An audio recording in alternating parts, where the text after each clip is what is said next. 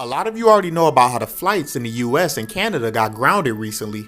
Well, a man who worked at the airport made a video saying some pretty interesting stuff before it all went down. Big companies in America. Doomsday. We're going to wake up and no technology is going to work. Power outages. Imagine the ripple effects of that. We can't even possibly predict all of them. It's going to be fucking bad. No one's reviewing the code. I promise. Experts at Davos 2023 call for a global response to the gathering cyberstorm. Cybersecurity was a major topic of discussion at the World Economic Forum's annual meeting 2023 in Davos, Switzerland. Experts warned that cyber attacks are increasing in sophistication and frequency. This is a global threat and it calls for a global response.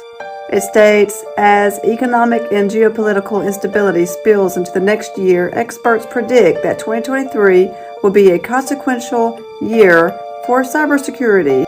One said there's a gathering cyberstorm. And they continue to say this storm is brewing and it's really hard to anticipate just how bad that will be. It states the annual meeting 2023 coincided with the release of the forum's 2023 Global Cybersecurity Outlook. They also stated cyber attacks will disrupt critical resources and services including agricultural, water, financial systems, transport, and communications. State and criminal hacking are set to put more pressure on organizations already struggling with rising prices and energy shortages. They've been putting this in our face for years now, and they have to tell us what they're going to do. They did one right after that about a cyber threat or a cyber virus. They're talking about it because it's going to happen eventually. The more they talk about it, the more likely it's going to happen very soon. Like I've been saying for 2 years now, be prepared somehow. Get things like flashlights, maybe a solar generator, small one, just so you can charge little things. Medications. Just think what you're going to need if the power goes out and there's no electricity. Start from there. And yes, you may think it's crazy for people to think like this and want to be prepared for something like this. But it's better to be prepared than to not be prepared. Supposedly, because of this extreme cold weather, we're having a lot of power outages, right? I'm not even really seeing it or hearing about it a lot, but it's power outages happening everywhere. In Atlanta, Washington, Texas, New Hampshire, Ohio, North Carolina. They happening everywhere. Now, some of these power outages happened before this cold weather even hit. Y'all remember I made a video before talking about that? Y'all go and find that video where power stations were being vandalized. And I talked about this about like 2 weeks ago. Power stations in a number of U.S. states have been threatened or targeted for attacks in recent weeks, prompting American law enforcement to warn citizens a need to secure the power grid. You read that, right? And like I said, this was 2 weeks ago when I talked about this. This was showing how the places that's already been attacked, the power grids, you can see that in the red. And then the yellow is all the places that was threatened to be attacked, or future attacks, if you ask me. Like I said, all this shit is being orchestrated.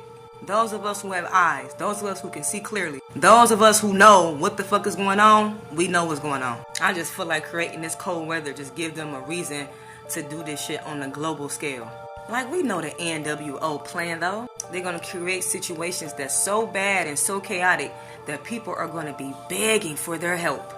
Probably gonna line up to go to one of them shelters just to be safe. Today we've seen wind gusts of more than 40 miles per hour here in North Texas, leading to encore equipment damage and thousands of power outages. Homeowners here. Western Washington has not seen an ice event like this one in more than a decade. The ice making the roads a virtual skating rink. It also brought down power lines. More than 13,000 people are in the dark right now, causing damage to power lines out there. Currently, RG&E is reporting just 15,000 customers without power in Monroe County and just under 7,000 in Ontario County. National Grid is also seeing 6,000 outages in Monroe County, while Orleans County has 4,400. A lot going on out there, with nearly 30,000 people without power. Right now, DTE is reporting around 5,200 customers without power, and Consumers is working to repair outages for close to 8,000 customers. Man, it's kind of dark around here. The neighborhood has been without power since around 8 o'clock this evening, according to the Ameren, Missouri power outage map. There are 944 customers in all in this neighborhood who are without power. And all of those are very recent, all within the last 48 hours. Shit, honestly, all within the last 30 hours. 5 electricity stations in Oregon and Washington were attacked just a couple weeks ago. Like, stop playing. Y'all already told us that the law enforcement will have to secure the power grid. What you think that meant? That does the government. The U.S. is now admitting that there have been over 100 attacks on our electrical grid in the past few months in the United States. And they admit they have no frickin' idea who's carrying out these attacks. Blackouts, winter, deep winter coming. Correlation, of course, correlation is not causation. But let's investigate. So here's Michael Snyder reporting on these attacks. He writes, someone who is purposefully sabotaging power plants all over America. Someone has been attacking power plants all over the country, and federal authorities are trying to determine who it is. In recent days, we've seen significant sabotage on both the east and west coasts. So it can't just be one individual that's responsible. During the first 8 months of this year, there were a total of 106 attacks on the electrical grid in the United States. And that represents the highest number ever recorded in a single year. Hopefully, authorities will be able to get to the bottom of the mystery, because winter will soon group is sabotaging America's electric grid. There have been over 160 attacks. A lot of these are actually physical attacks. It looks like it's coordinated. I'm going to be talking about some of the evidence coming out on this. Right now it's being framed as like a domestic extremist issue. Also, folks, I want to go into some of the blackout warnings about deep freeze and so on. This appears to be related. If you're talking about active measures, remember Soviet espionage during the Cold War. In the United States had two goals, two different assignments. One, poison the water supply. Two, destroy the electric grid. And I don't know if this relates in any way to the weird fires we've been seeing at food processing plants across the United States, but hey, it looks related. In February 2021, a winter storm that swept through Texas caused one of the most severe power crises in American history. The cold weather created shockingly high electricity demands as people tried to keep their homes warm. But it also caused problems with the power supply because power plants themselves and their supporting infrastructure weren't adequately protected against freezing weather. The result was that Texas couldn't generate enough power to meet demand. Instead, they would have to disconnect customers to reduce demands down to manageable levels. But before grid operators could shed enough load from the system, the frequency of the alternating current dropped as the remaining generators were bogged down, falling below 59.4 hertz for over 4 minutes. It might not seem like much, but that is a critical threshold in grid operations. It's 1% below nominal. Power plants have relays that keep track of grid frequency and disconnect equipment if anything goes awry to prevent serious damage. If the grid frequency drops below 59.4 hertz, the clock starts ticking. And if it doesn't return to the nominal frequency within 9 minutes, the relays trip. That means the Texas grid came within a bathroom break from total collapse.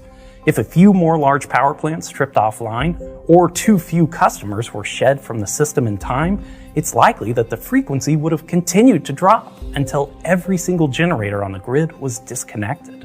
Thankfully, that nightmare scenario was avoided. Still, despite operators preventing a total collapse, the 2021 power crisis was one of the most expensive and deadly disasters in Texas history. If those 4 minutes had gone differently, it's almost impossible to imagine how serious the consequences would be. Let's put ourselves in the theoretical boots of someone waking up after that frigid February night in Texas, assuming the grid did collapse, and find out.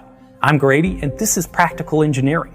In today's episode, we're talking about the impacts of blackouts on other infrastructure.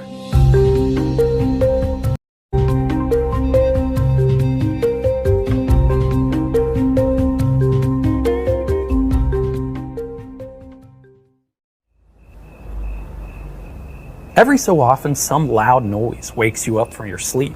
A truck backfiring on the street outside, a baby crying, a cat knocking something off a shelf.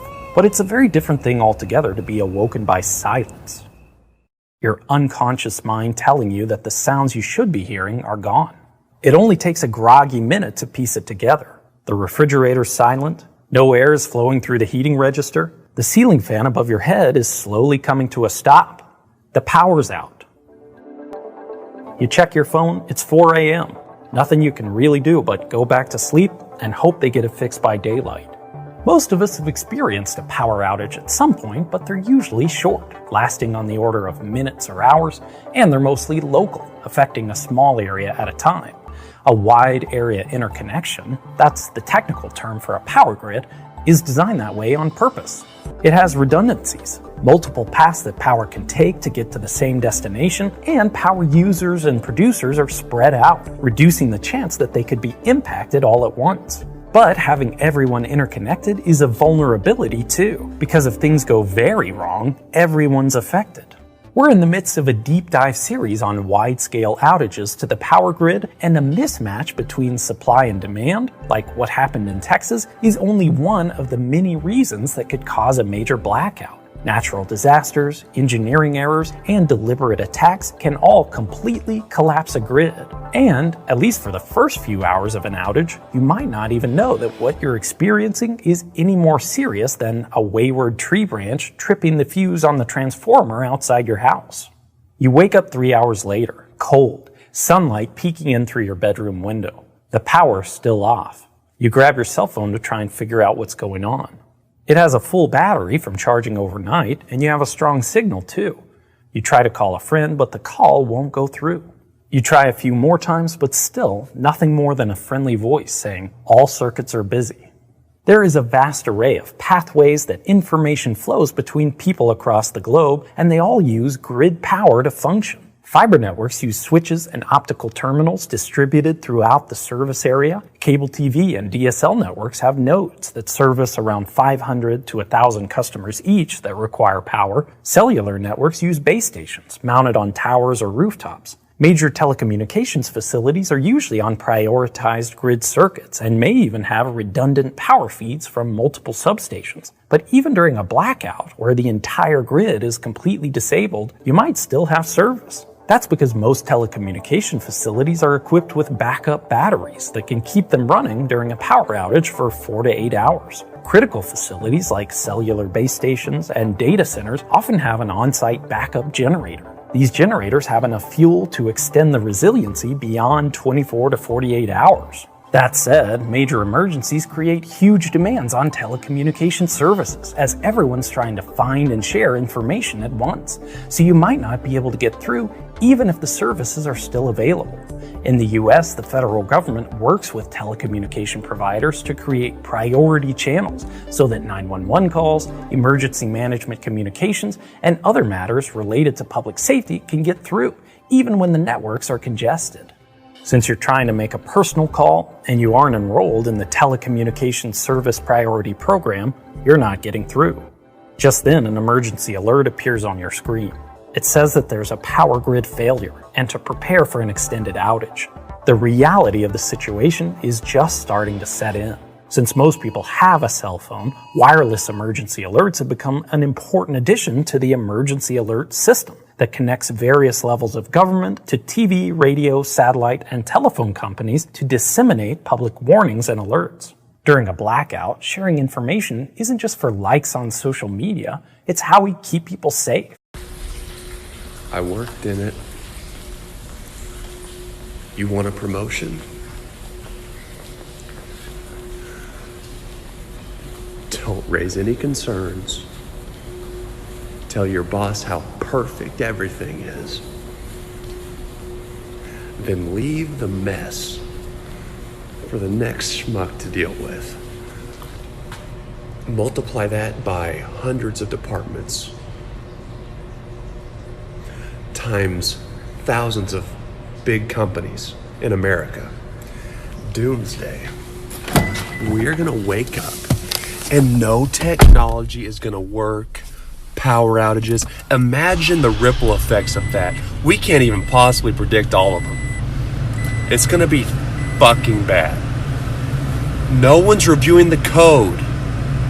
I promise. A mess it has been in the nation's airspace because a critical FAA computer system went down before the sun even came up. It's called the NOTAM computer, Notice to Air Missions, dealing with everything from runway closures to construction equipment on the ramp, fire department activity, even military operations. That computer went down. As a result, pilots were unable to leave their origination airports to go to their destination because they didn't have that information. The FAA put the pause on the entire commercial airline departure system at 7 a.m., then lifted it at 9 a.m. after they got the system back up and running. But we've got more than 7,000, in fact, almost 8,000 delays into, out of, or within the United States today, and then about 1,200 flight cancellations. The good news is that this pretty much was resolved by 9 a.m., giving the airlines and the airports time to catch up. It is going to take at least all day and then maybe into tomorrow. And then the emergency backup system had also gone down. Now, the FAA claimed it first noticed this on Tuesday night. When the problem could not be fixed, the government issued a ground stop the next morning. That's what Pete Buttigieg said. He described the culprit here as, quote, a damaged database file with no evidence of a cyber attack. So to repeat, said Pete Buttigieg, there was no evidence of a cyber attack. It was just your garden variety software snafu. Some contractor entered the wrong code. No big deal. That's what they said, but it was not a very convincing story if you thought about it. Shutting down all commercial air travel in this country, even for a morning, is a very serious thing to do. U.S. airlines haul close to 750 million people every year. Air travel is essential. It's also potentially dangerous. So for a lot of reasons, it is imperative that our system works perfectly. But one day, our system just shut down for no real reason. Is that what you're telling us? Yes, explained Pete Buttigieg with a straight face. Now, most people seem to think this was fine. We were not entirely convinced. And then the next day, last Thursday, we noticed that virtually the same thing happened in Canada. Well, that was very strange because the U.S. and Canada have separate aviation authorities. They're different countries. And each country uses its own software to route their planes. The systems are not linked to each other. And yet, 24 hours after our country's NOTAM system went down, Canada's NOTAM system went down also. According to the Canadian government, its system, quote, experienced an outage. Really? What are the odds of that? And then we remembered that on New Year's Day, 2 weeks ago, something similar happened in the Philippines. Its air traffic control system also went down. For a time, no aircraft were allowed in Philippine airspace. Thousands of flights over Asia had to be rerouted, which is expensive and dangerous, potentially. Now, this was also, they told us at the time, some sort of minor technical problem that we should not worry about. Calm down. Everything's fine. But is everything fine? Or is it possible that somebody is hacking into aviation systems and holding various governments around the world hostage until they pay a ransom? Well, yes, it's entirely possible. In fact, for example, in the summer of 2020, UCSF Medical School paid more than $1 million in Bitcoin, and they paid it in order to get access to their own computers, which had been frozen by hackers. They were held up for ransom. So what if the same people or similar people just did something very much like that to the FAA, and then to the government in Canada, and also the government of the Philippines? Now, if that were actually happening, the Biden administration would never tell us in a million years. They would lie about it like they lie about everything else. They would have Mayor Pete claim it was a software glitch from a contractor. And they would lie to us because they would not want us to know that they had been so utterly reckless and negligent and distracted by equity concerns that they had allowed some foreign hostile group to take control of our FAA. But the lie could only cover so much because there would be signs of it. Almost all ransoms like this are paid in Bitcoin. So if the U.S. government was buying huge amounts of Bitcoin in order to pay a ransom, Bitcoin prices would surge, of course. So the question is, has that happened? Oh yes, it has happened. Since the nationwide ground stop last Thursday, the price of Bitcoin has shot up about 20%. Is that a coincidence? We asked Pete Buttigieg to come on the show tonight to let us know. Unfortunately, he did not respond to our request. The news has been reporting a surge in attack of power plants throughout the country. The most recent one happened in Las Vegas, where a man tried to destroy a transformer in a solar power plant. We also know that last week, the FAA was forced to suspend flights throughout the country due to a network outage. Putting 2 plus 2 together, it's only a matter of time till you wake up one day and there's a power outage. So if I were you, I would order some candles and maybe some flashlights.